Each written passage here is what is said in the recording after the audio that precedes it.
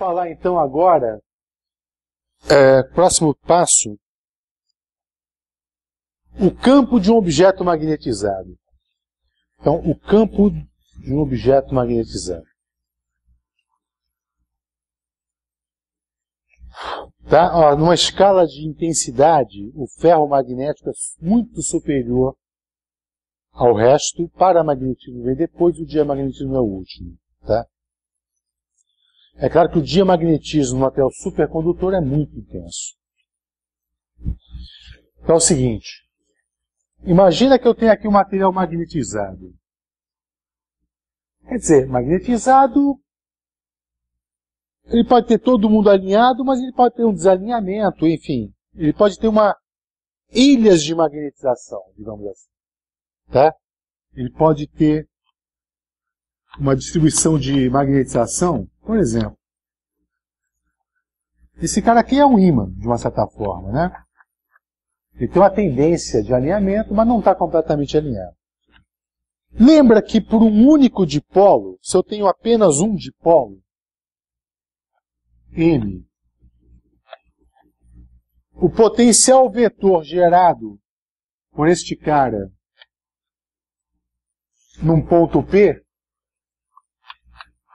alguém lembra desse resultado? Como é que é o potencial vetor A de R? M0 sobre 4π, a expansão de multipolos, lembra?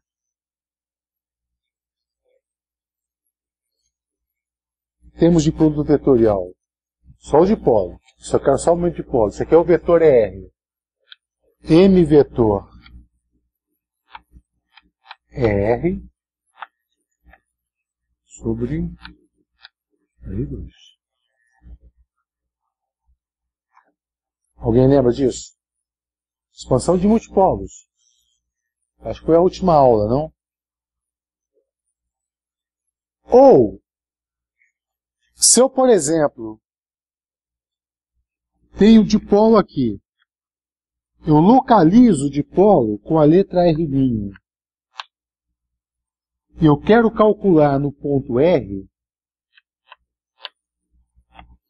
então aqui eu vou ter R menos R', não? Então, essa expressão, aqui eu coloquei a origem no dipolo. Eu vou ter agora sim, o A de R, o potencial vetor. Aqui está a minha origem, quero calcular nesse ponto.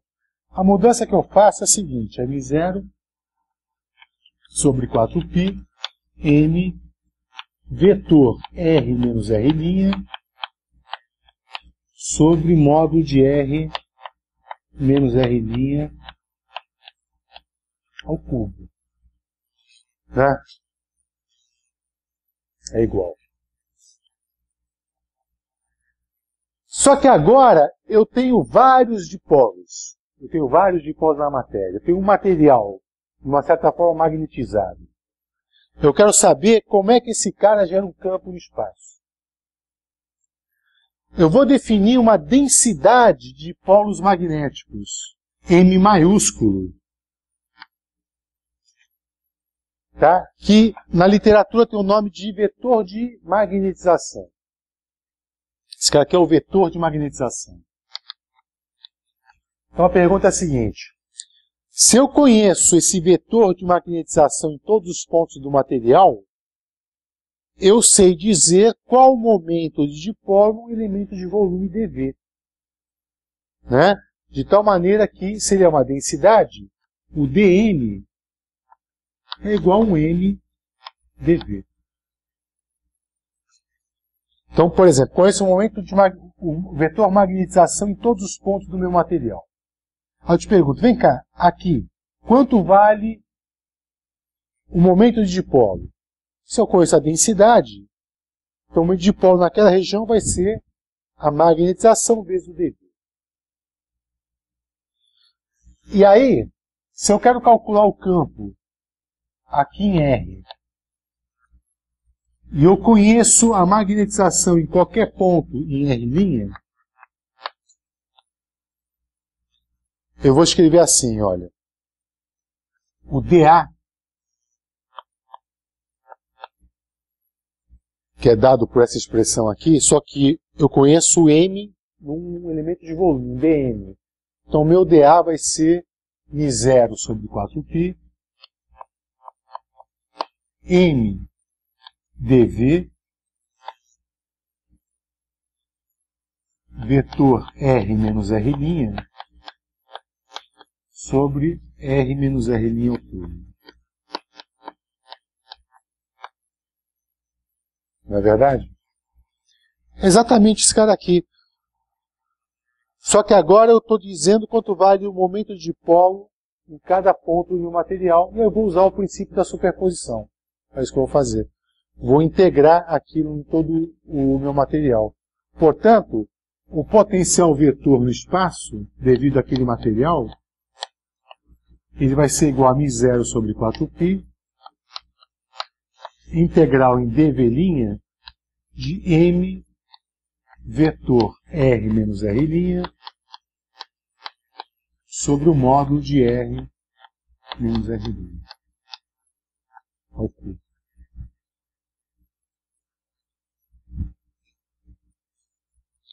Integrado no volume do material. Isso lhe é familiar? Em que momento eu fiz algo parecido, hein? Quando eu quis calcular o campo elétrico de um material eletrizado, eu defini um vetor de polarização.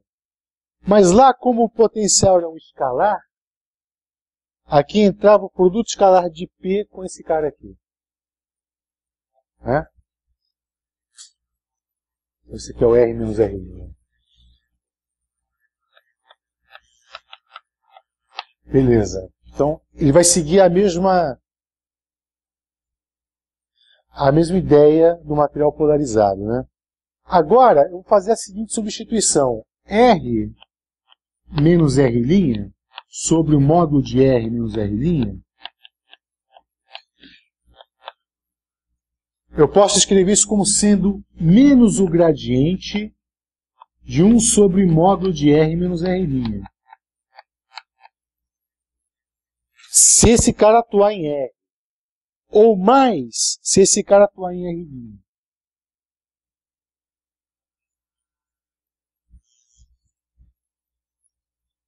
Entendeu? Isso aqui é um operador.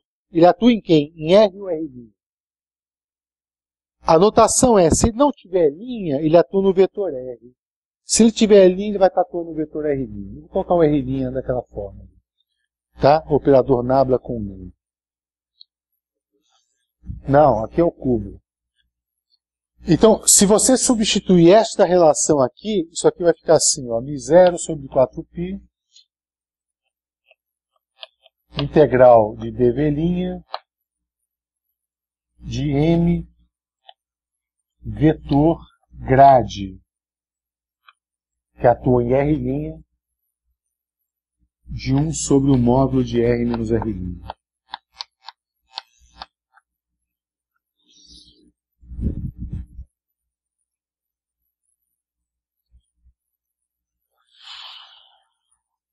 Agora eu quero que você me ajude aí, olhe na contracapa do livro e me diga, esse cara aqui é um M de R', né?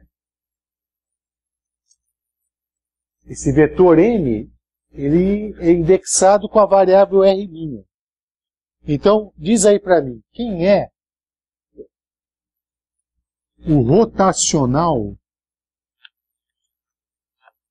de M de R' sobre o módulo de R menos R'. O rotacional de um vetor. Só que é um vetor que depende de R' multiplicado por uma função que depende de R'. Eu vou te dizer quem é essa identidade aqui, tá? Está escrito assim no seu livro, que rot de FA é igual a F rot de A menos A vetor grade F.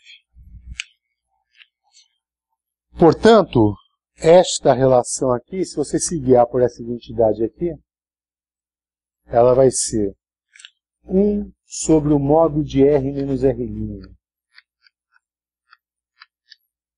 hot M, menos M, vetor grade de 1 sobre módulo de R menos R'.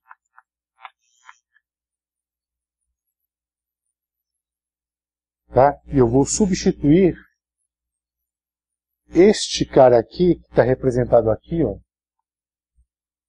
por esse cara aqui. Então, o A de R, ele vai ficar assim. Ele vai ter dois termos, não? Ele vai ter dois termos. Ele vai ficar assim. Então, μ0 sobre 4π. Entendeu? Esse cara aqui, ó. É esse cara aqui.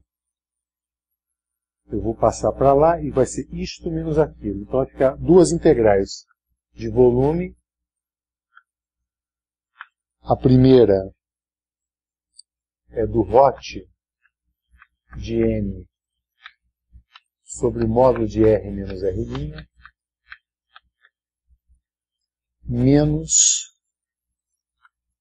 μ0 sobre 4π, integral de dv', hot de M sobre o módulo de R menos R'.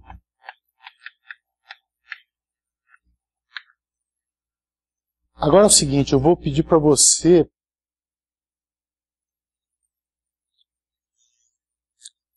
em casa verificar a seguinte identidade vetorial.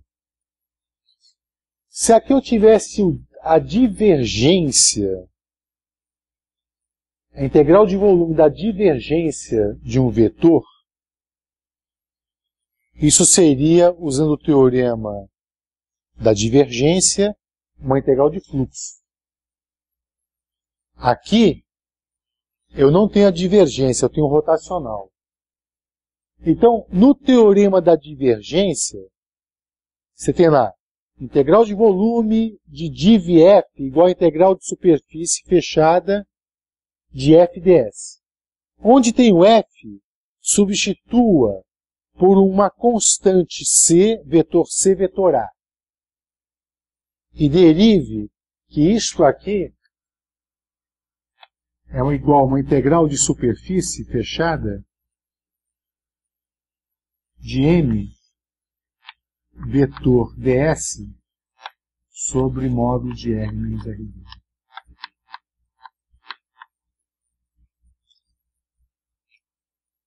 Entendeu como é que se prova isso ou não? Vou repetir. Como é que é o teorema da divergência? Você tem lá que a integral de dv de div f é igual a f ds. Lembra disso? Troque o f por c vetor A, onde c é uma constante e o A é um A de R. Uma função de R. C é uma constante. Div de um produto vetorial, você vai lá e vê quem é nós na identidade de vetores. E manipula. Você vai provar que isto é igual a isso. Entendeu? O f é uma função da posição, só que aqui você troca por uma constante, um vetor constante vezes um A de R. Aí manipula que você chega lá. Tá? Com isso, a gente vai ter duas integrais, né? Vou reproduzir aqui, ó. O A de R, ele vai ficar assim, então, dois termos, né? μ0 sobre 4π, um termo de volume, que é em dv' hot m, sobre módulo de R menos R', mais um termo de superfície, então é μ0 sobre 4π, integral numa superfície fechada, de m escalar ds, sobre R menos R'.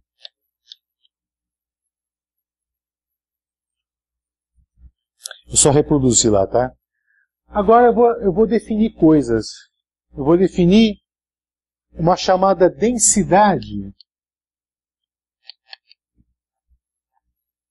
de corrente de magnetização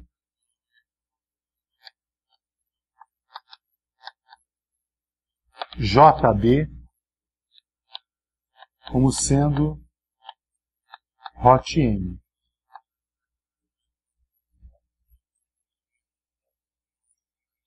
Você lembra que a gente definiu uma densidade de cargas ligadas por potencial escalar? Que era o div-P menos div-P? Muito similar agora, né? Eu vou ter, digamos, que uma densidade de corrente de magnetização, JB, que é o hot de M, e uma densidade superficial de corrente de magnetização, KB, como sendo M, vetor M, onde N é a normal externa da superfície. Isso aqui não é integral de superfície, né? Então, a normal, a superfície, eu estou chamando de N. Com essas definições, o potencial fica assim, ó.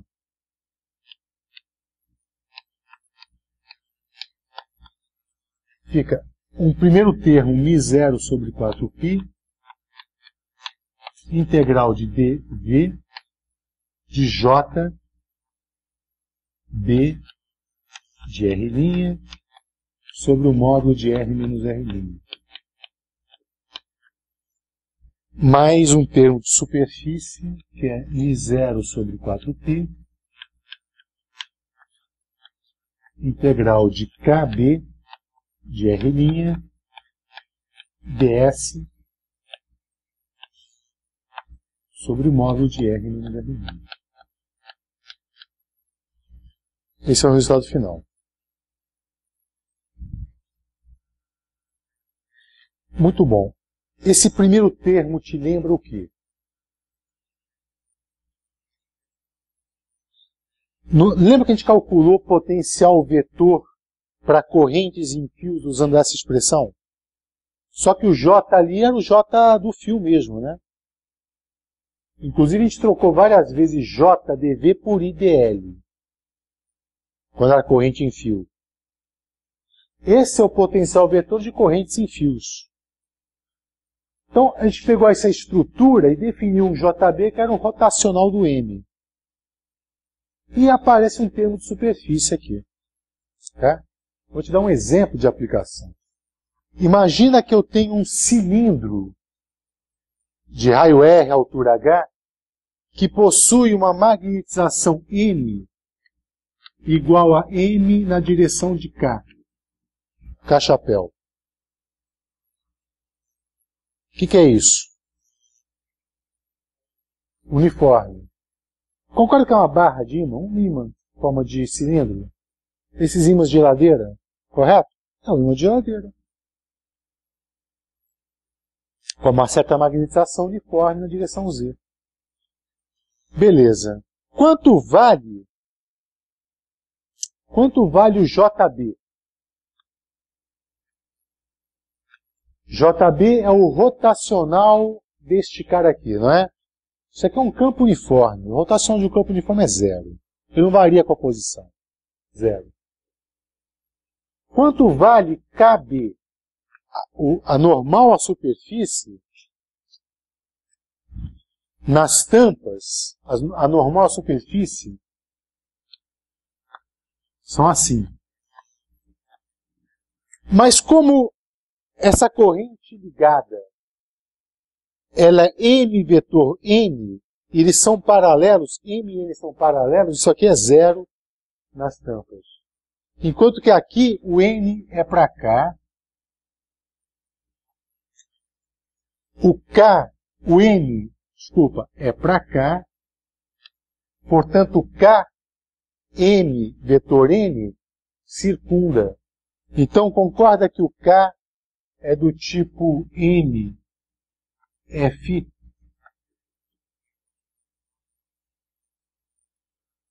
Sim ou não? Sim ou não? Então, esse aqui é o campo. Ele vai gerar um campo como se eu tivesse uma corrente circulando naquele meu cilindro. Olha que coisa interessante que a gente está descobrindo agora. Então, olha só. Se eu tiver um solenoide finito, com uma corrente superficial do tipo Fi, K na direção Fi, que eu posso simular pegando e enrolando fios assim, ó.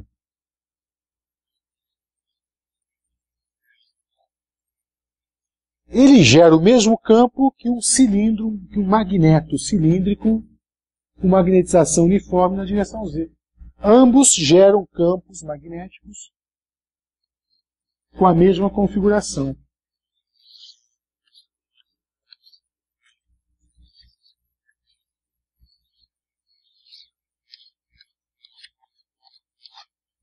Esse aqui é um magneto, magnetizado dessa forma.